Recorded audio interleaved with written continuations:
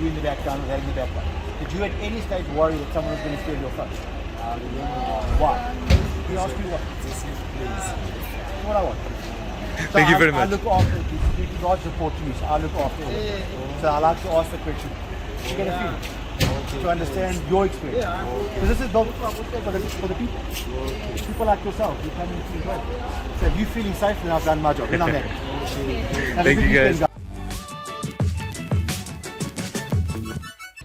Hi guys, welcome to another LivinginSAtv video. David here. Today we are going to meet and speak with the founder of Local Abode, Mr. Stephen Dupree. Hi Stephen, how are you? Good morning, very well, and you, Dave? Thank you, great. So today I want to tell you guys more about CIDs and what is being done in CBD, and this is a big plan that we are working on in order to document the city from one side to the other. So Stephen is one of the best people that he knows the CBD inside out and can tell you guys exactly what's going on. And as you see, we guys are here in the beautiful mining district in order to do so. So Stephen, first of all, what is a CID? Can you explain this? Okay, so an improvement district, as it's more commonly known, is not a new concept. It's a concept that originally started in New York under the then Mayor Rudy Giuliani, known as business improvement districts. And basically what it is, the private property owners within a certain designated zone pay a levy to a not-for-profit organization who are then responsible and take responsibility for securing and cleaning the streets and doing the landscaping and urban design in the public space around their buildings. The idea being that I spend the money now as an investment to secure my investment in the property that I've already put in there. So if someone buys a 100 million rand building and they put tenants in there, they've got to make sure that the tenants are happy there, that the retail flourishes like we're sitting here now. And the only way to do that is to make sure that it's safe and clean. And that's what the improvement district's core functions are really. It's safe and clean, and then placemaking as an add-on at a later stage. That's amazing. Okay, our second question is, how can CIDs change the urban landscape in South Africa? So David, you know, the CIDs came about when late 90s, early 2000s, when there was a massive exodus out of the city. A lot of people started heading north and set up their shops and offices there, and there were a handful of property owners and developers that stayed behind and realized that in order to stop the urban decay, something had to be done. And that's when the idea was brought across from, as I said, from the States, and these districts were then brought into place. And that's kind of the big drive behind it and how it's changed the urban landscape. It has turned what was once, and then where we're sitting now, you can ask anyone who frequented the Magistrates Court pre-2000, you couldn't walk down Main Street without falling over a homeless person or a glue sniffer or being dispossessed of your possessions in doing so. It wasn't the nicest of walks. And how do we stop that? We need to have some private sector intervention on the back of a partnership with the city, and hence how this agreement came about. It's a 45-year lease with a public sector on this, where we have our own security to create these utopias within the city. And as the CIDs and more improved districts are created and the gaps between them close, so we start closing the gaps between the islands or bringing the islands together to make one bigger landscape as opposed to these separate little pockets of excellence, as we like to call them. So that's the biggest reason and the biggest impact that's had in the urban environment is the fact that we've been able to reverse the urban decay that's happened in these areas. Brilliant. Okay, so the third question is, so I checked out your website. It seems like you have 4 different precincts, yes, as far as I can see it. And I know you have an extensive team which you work with, and directly also. So tell us about these CIDs, these precincts that you already are managing. So, you know, in terms of in inner city space, we've got 3 in Johannesburg and 1 in Pretoria, and I know you're going to meet my colleague in Pretoria next week, which I'm looking forward to seeing. But the 3 in the inner city that we manage directly, or I manage directly, is the Central Improvement District, which is your Gandhi Square, Carlton Centre, the transport side of the inner city, with Gandhi Square being the central bus terminus for the whole city. So a metro bus, if you travel on a metro bus from one point to another point, at some point you'll go through the city, through Gandhi Square. Then where we're sitting now is known as the Southwestern Improvement District, which is more mining themed. As you can see, the mining headgear behind us and everything around here is mining themed. We've got the Minerals Council behind us. We've got the Anglo Precinct directly behind us. So there's more of a mining theme here. More institutional in terms of there's government institutions here. The banks on this side, many of the big banks are here. And then I manage the retail improvement district, which is more a mix of residential, commercial, as well as informal traders. We've got a certain street within the retail improvement district known as Carrick Street or Church Street, and we have a linear market that runs through there in conjunction with the Department of Economic Development within the inner city, and it allows us to work on multiple scales. I deal with property owners that have one building, to property owners that are listed funds, to state-owned entities like Transnet, to the man on the street who's just trying to start a business as an informal trader to keep the lights on and put food on the table. So I get to work across the spectrum completely, which educates me a hell of a lot. And it exposes me to a hell of a lot in terms of who these people are and understanding, as I say, from grassroots right the way through to a CEO of a multi-billion rand portfolio, what their needs are and trying to cater for everyone's needs. So I spend a lot of time talking with people, meeting with people and understanding how their businesses are running, how they're doing, what they need, what assistance they need. Even with the traders, with the traders, their biggest risk is someone walking past and stealing stuff off their stand. Now, you take a big restaurant, someone steals an apple, it's not a big thing. When that apple is what puts food on your table down the line, that apple becomes extremely important. So we create a safety network with the traders and our security in the area. If a trader has an issue, they can, on our WhatsApp group, get hold of our security, and the security will come and assist them.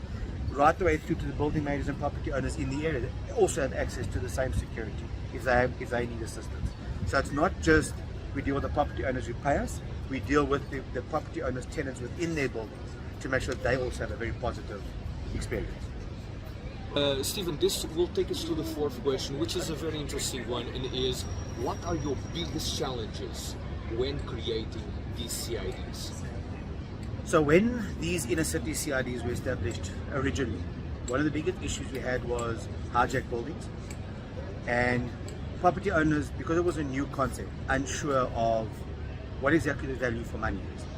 So we had a core group of property owners who were prepared to take the chance to establish these CIDs, and then we had to prove what we were doing in order to bring more people on. And it's getting people to change the idea that yes, they pay rates and taxes to the city, and yes, they pay taxes to the government. They now needed to pay an additional levy to an NPO to pay for something which they believe they should already have. And it's not a concept that's new. Like I was saying earlier, the idea originally comes from New York, and having, I spent quite a bit of time talking to the guys in New York and understanding what they go through. There is legislators, and their property owners, they pay their state tax and their federal tax, but they also pay these improvement district levies at a rate per square, they work on square feet, but in our terms a rate per square meter. And whether they want to or not, they have to pay. Now we used to have that set up, and then there was some core challenges, and now all improvement districts within the city of Johannesburg are voluntary initiatives, so no one is compelled to pay. But what we have found is, despite the court order, more and more property owners now contribute to these districts because they see the value. If it's not there, we're going to head back to where we were before these precincts started. We're going to have massive urban decay without it. So hence why those were the challenges right up front, is getting people to change their mindset and dealing with hijacked buildings, which are synonymous for crime. But then again, it's dealing with property owners, dealing with law enforcement, dealing with the city to find solutions to get the people out and make it safe for people to do their reuse the streets. Okay, great. Guys, we are learning a lot. I also didn't know this, so it's kind of very interesting to listen to all this from Stephen himself. So Stephen, let's go to the next question. How much money was invested in these CIDs or pockets of excellence since conception? Okay, so the first precinct started early 2000s, SWID, Southwestern, Central and Retail, late 90s, early 2000s. I would say between the monthly security fees and cleaning fees, management, as well as the public space upgrade like we're sitting now, it's definitely north of at least 500 million has been invested over the 20-year period. I mean, today we're spending close to 12 million a year just on private security to look after our streets, and another probably 3 or 4 million just on the cleaning side of things. So a lot of private investment is going in here to do this, and obviously that number grows as we do more and more interventions. Everything from the new dustbins that you see here to bollards and the paving, all that is paid for by the private sector because of the private leases that are in place. And there's 3 within these districts. As I mentioned, this Main Street Mall is a privately leased Gandhi Square where the bus terminus is, and then a section of Fox Street outside Carlton Centre is also privately leased, and a lot of investment monthly goes in just to maintain it. Because it's all about sustainability at the end of the day. It's great, you can roll out these projects, but if you haven't got a plan to maintain and sustain it, it's going to fall down within a few years. So a lot of investment into sustainability of these projects. Perfect. Okay, Stephen, that's mind-blowing, I must say. And okay, what I need to understand now is what was exactly the impact into the community that lives in these areas? So one of the big things that we always push for is that we don't alienate the community. So we don't start a new area and then chase everyone away and then bring new bodies into the space. We tend to try and engage with the communities, whether it be from the car guards to the informal traders to people living in buildings around here.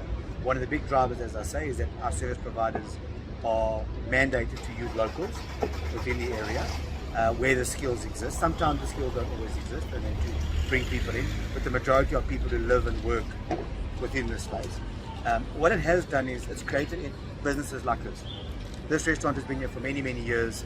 It survived COVID, despite being an inner city restaurant, coffee shop. And biggest driver is, of course, deliveries. It's a big market for them. They feel comfortable enough to send their delivery guys out with trays full of food to various buildings in the inner city, knowing that they're not going to be robbed for their food on the way. And when the money comes back, they're not going to be robbed with their money coming back to the store. So it's created a lot of that sort of environment. And you must remember, a restaurant like this, it's got the husband and wife that own it. They might have 20 staff, and that 20 staff feed another 3 people in addition to them. So we're talking 60, 70 people eat and have a monthly income and a lifestyle because of this one restaurant. So a lot of what we do is to make sure that restaurants like this and places like this survive, because the knock-on effect is so great. This closes down, 70 people are all of a sudden either destitute or struggling to make month-end payments or to put food on the table. We can't have that. So that's why we spend a lot of time making sure these guys have the sort of support they need to survive. This takes us to our next question, and I think this is important for private investors that would like to invest in the inner city. And when I say private investors, could be the big or small ones. So how a CID can secure or safeguard my investment? Okay, so there's multiple ways that it can happen. And what we've found is, and if you speak to the big property owners, they'll tell you, properties within improvement districts have a higher price. They got a higher value. It's easier to sell them, and when you do sell them, they carry a premium because of where they are. It goes back to the old adage of location, location, location. We create the location outside, which gives these buildings added value.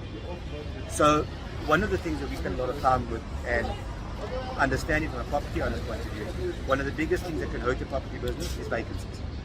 And tenants, chopping and changing of tenants. Today there's a tenant, tomorrow there isn't. The reinstatement costs. You want to build long-term relationships with your tenants. So what we do is, in doing these CIDs, we've got various tenants across the board which are new entrants to the market in terms of this market in the inner city, and then we've got some established tenants here.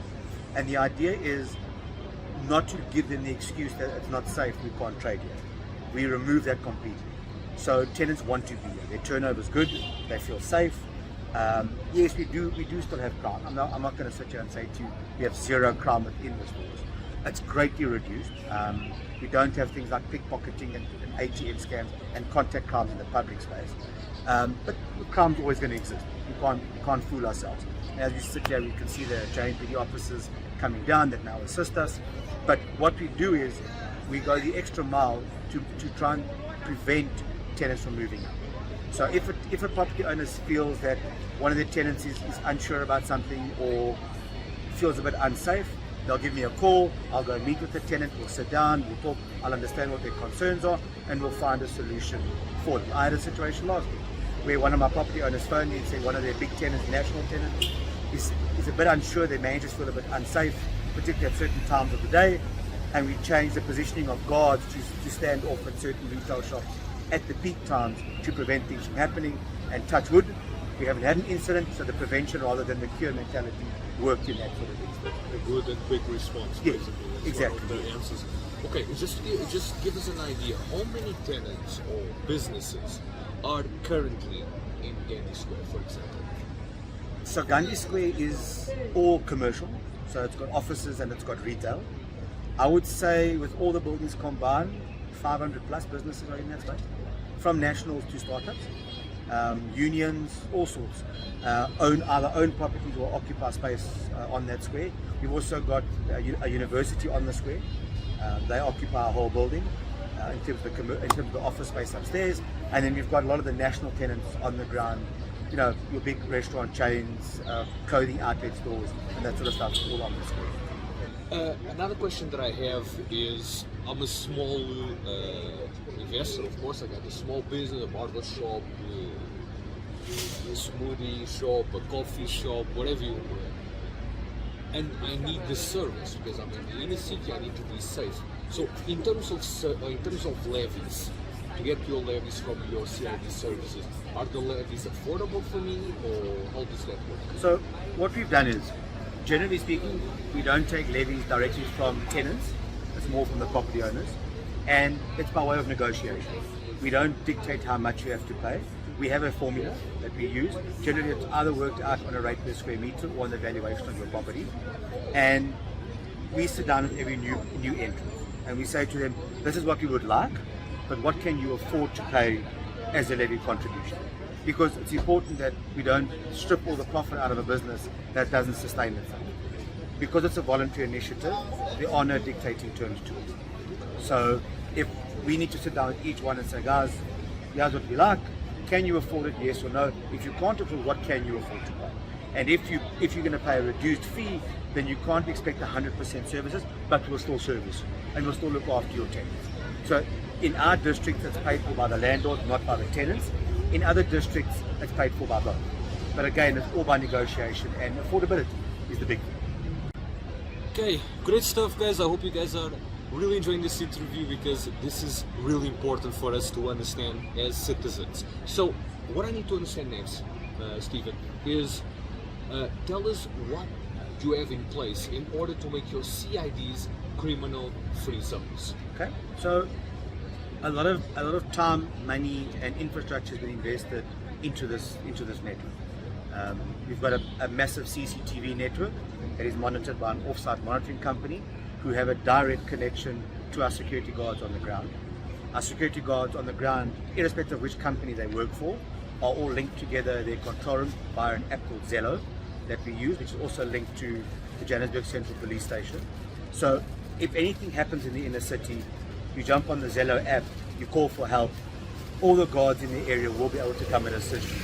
It worked tremendously well last year when we had the July unrest. And statistically speaking, if you look back, you'll see that the inner city, particularly our CIDs, were left untouched. We didn't have issues where shops were ransacked and bottle stores were cleaned out and grocery stores were taken out. That didn't happen. What happened is every time a group would gather at night, somebody would jump on the Zello group, and with our relationship with the JMPD, which is Johannesburg Metropolitan Police Department, and well as the SAPS, we all came down to site and we dealt with the crowds before they had a chance to do anything. So the integrated network between all of us is what drives it. And just to have an idea, in your CIDs, how many JMPD officers you have in the streets? So as at the beginning of the year, the JMPD rolled out 1,800 new officers just for the inner city, obviously broken into shifts. But you won't be able to walk 3 blocks without bumping into at least one JMPD officer. Okay. We've got a very, very good relationship with them. So if we need assistance, if the public service ambassadors feel that something is now beyond them, they can jump on the radio, JMPD will come and assist, whether it be somebody who parks illegally or a trailer that sets up in a zone they're not allowed to set up. We get JMPD to come and enforce the bylaws, and we help them. It's always about a partnership. It's not just a case of we stand back and go, well, it's your problem, you need to deal with it. We try, and if we can't, then we get the assistance from the police department. Okay, this is all very interesting stuff, but in order to understand more, for people to see things in the future, what are your future plans for your CIDs? So the big driver this year is technology. How are we going to introduce new technology in, from new CCTVs with license plate recognition, right the way through to drone technology. You know, our improvement districts are linked to an organization called FIRM, which is the Forum for Integrated Risk Mitigation, which was established when they closed the highway and people now had to traverse through the inner city. We decided, how can we ensure that people coming in and out to the big institutions are kept safe? So in 2019, FIRM was established, and FIRM spent a lot of time on the technology side of it. They purchased their own drones, which are now available to the improvement districts. So the long-term plan there is the license recognition cameras will be linked to the FIRM control room, which has their own drone pilot. So if a vehicle triggers the LPR, the license recognition software, and is wanted, the drone can then be dispatched and use a follow technique, which then links directly back to JMPD, who can then go and intercept the vehicle and deal with it. So that's the big driver this year is technology-wise. And you'll see a lot of our guards here today have high visibility jackets. Every jacket has a number, and that number is specific to that security officer. So when the drone is above flying ahead, we know exactly which officer is on the ground closest, who they belong to, which organization, and how best to deal with them to make sure that they also kept safe. Because that's always the big thing is, how do we make sure that their job is to keep everybody else safe, but who makes sure they are safe? And that's where we come in. And that's where the FIRM comes in, is to make sure, how do we better equip the PSAs on the ground to make sure that they're safe and they know what to do in a crisis. Because anyone can stand and prevent crime. It's when a crisis hits that how it gets done. Brilliant, brilliant. Information that you just shared with us, thank you very much also for your time for the interview. And finally is, how can people follow your work in social media? So we have a Facebook page, and we've got an Instagram page. Local About ZA is on both platforms, and we're going to be rolling out each individual district will also get their own, during the course of the year, will get their own social media page. There's the Gandhi Square Precinct if you want to look up that on the internet, also Instagram and Facebook there. That's going to be the big driver, actually, is to market the place, because we've got to change the narrative. Many people out there believe the inner city is a no-go zone. We've been sitting here now for an hour and a half doing this, camera on the table, people walking past, as you can see, and having smoothies, and it's safe. And that narrative we're going to drive this year. Like any big city in the world, there's good parts and bad parts. It's time the good parts got the exposure instead of the bad parts. Exactly. Steven, thank you very much. I hope to have you in future videos. We have a lot of plans at the moment to document the city properly. So stay tuned, guys. Don't forget to subscribe, like, and destroy that like button. And I will see you in the next LivinginSAtv video.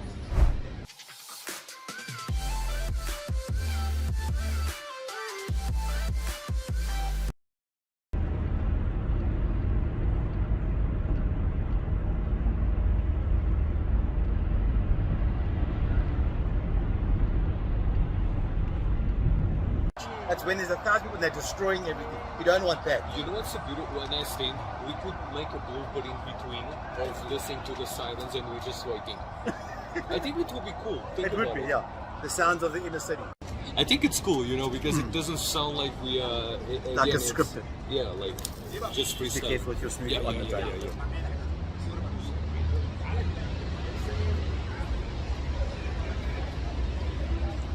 Gardens, and it's created this utopia that we have here. We've got coffee shops like City Park that open onto the pavement. People can sit, people in and out. You have the cars come past, but you have people in and out the whole time, where everyone feels safe.